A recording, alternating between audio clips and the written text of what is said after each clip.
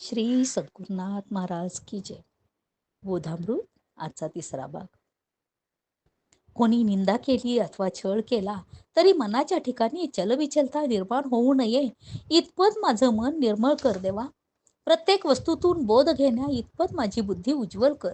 संसारातील तापत्रयाने संतापून न जाता सदा शांत राहण्याची कला मला दे. मायेच्या प्रवाहात वाहून जाऊ नये म्हणून बलवत्तर शक्ती मला दे.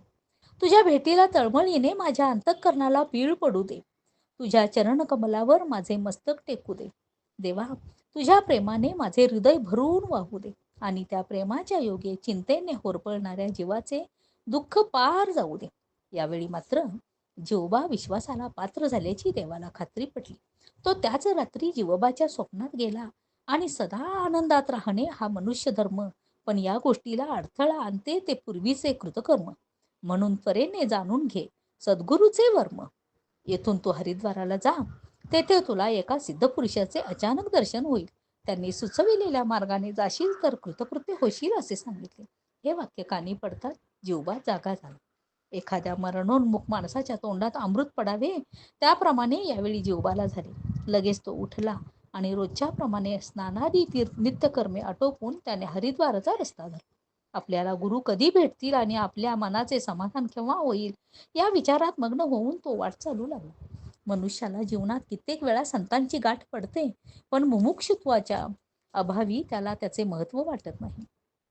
त्याप्रमाणे कित्येकांना मोक्षाची तळमळ लागलेली असली तरी त्यांना संतांची भेट होणे दुर्लभ असते. तात्पर्य, जेवणाऱ्याला सडकून भूक लागली पाहिजे आणि वाढणारा पण सढळ हाताचा पाहिजे तरच जेवणारा तृप्त होतो. त्याप्रमाणे तळमळ पण खरी पाहिजे आणि संतांची गाठही पडली पाहिजे तरच मुमुक्षू समाधान पावतो. हरिद्वाराला पोहोचल्यावर तेथील ब्रह्मकुंडात स्नान करून जिवोबा देवदर्शनार्थ गेला. पण गुरुदर्शनाच्या तीव्र तळमळीमुळे देवापुढे क्षणभर देखील तो स्वस्थ बसू शकला नाही. तो देवळातून बाहेर पडला इतक्यात एका ठिकाणी एक तेजस्वी व्यक्ती उच्चासनावर विराजमान झालेली असून तिच्या दोन्ही बाजूला भक्तमंडळी बसलेली असे दृश्य त्याच्या दृष्टीस पडले. ती व्यक्ती म्हणजे स्वामी सिद्धानंद होत. सिद्धानंदांना पाहताच त्रिविध तापाने पोळलेले जिवोबाचे हृदय एकदम शांत झाले. औषधाची माहिती केवळ जाहिरातीत वाचून ते घेतल्याने जर रोग बरे होतील तर वैद्याची जरुरी ती काय? तद्वत बाबा वैराग्याच्या सांगण्याप्रमाणे वागल्याने जर मनाची तळमळ शांत होईल तर संत संगतीत जाण्याचे कारण कोठे उरले? पण रोग निवारणार्थ वैद्याजवळ मनाच्या समाधानासाठी संतांकडेच गेले पाहिजे. जिवबाला आतापर्यंत कधीच आला नव्हता अशा महत्त आनंदाचा यावेळी अनुभव आला. त्या आनंदाच्या भरात जिवोबा स्वामींच्या पुढे सारखा नमस्कार घालू लागला. त्याची ती वृत्ती पाहून स्वामींचे हृदय द्रवले. त्यांनी जिवोबाच्या हाताला धरून त्यास उठविले आणि आपल्या जवळ बसवून घेऊन, तुझे नाव काय बाळ? तू कोठून आलास? इतका घाबराघोबरा होण्याचे कारण काय? इत्यादी सर्व प्रकारे त्याची विचारपूस केली. जिवबा म्हणाला, महाराज, माझे नाव जिवबा. मी आज्ञेपुरीचा राहणारा. एखादा माणूस घोर अरण्यातून जात असता एखाद्या व्याघ्राने त्याच्यावर झडप घालावी त्याप्रमाणे ऐन तारुण्यात मी मजेत असता घोर संसाराने मला पकडीत धरून बेचैन करून सोडले आहे. या संकटातून सुटण्याबद्दल अनेक देश फिरून अनेकाजवळ मी उपाय विचारले, परंतु कोणीच माझी सुटका करू शकले नाही. म्हणून या भीतीने त्रस्त होऊन आपल्या चरणी मी अनन्य शरण आलो आहे. एकदा आपण या दीनावर कृपा करून आपल्या पायापाशी मला कायमचा थारा द्यावा. स्वामी म्हणाले, जिवोबा, एखाद्या इस्माने उडी मारून झाडाच्या फांदीला घट्ट धरावे आणि कोणीतरी मला सोडवा रे सोडवा म्हणून आरडाओरड करावी, किंवा आपल्या हातांनीच आपले डोळे घट्ट झाकून घ्यावे आणि कोणीतरी मला दिवा दाखवा हो असे म्हणून काकुळतीला यावे, त्याप्रमाणे मनुष्य आपण होऊन संसाराला मिठी मारतो आणि संसार माझ्या मागे लागला आहे, मी काय करू असे म्हणून विव्हळतो.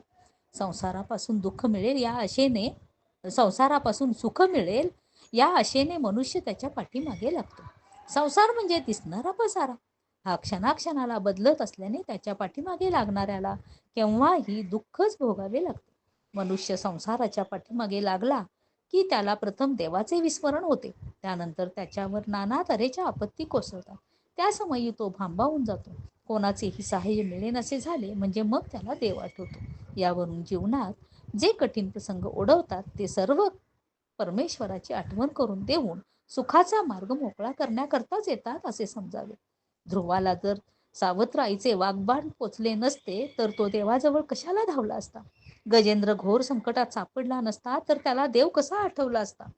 करिता दुःखाचे प्रसंग जे येतात ते प्रपंच हे साधन असून परमार्थ हा साध्य आहे याची जाणीव करून देण्यासाठीच येत असतात असे समजून मनुष्याने त्याचे अत्यंत प्रेमाने स्वागत करावे.